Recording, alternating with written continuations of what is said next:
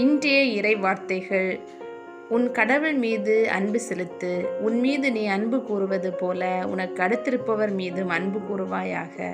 மத்தேயு எழுதிய தூய நற்செய்தியிலிருந்து வாசகம். பிரிவு 22 இறை வார்த்தைகள் 34 முதல் 40 முடிய.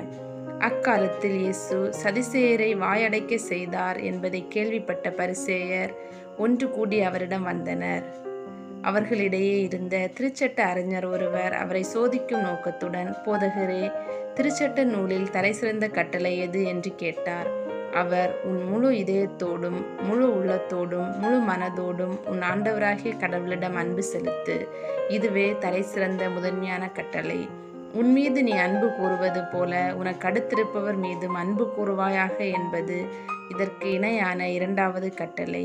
திருச்சட்ட நூல் முழுமைக்கும் இறைவாக்கு நூல்களுக்கும் இவ்விரு கட்டளைகளை அடிப்படையாக அமைகின்றன என்று பதிலளித்தார். இது ஆண்டவர் வழங்கும் அருள்வாக்கு. இறைவா உமக்கு நன்றி.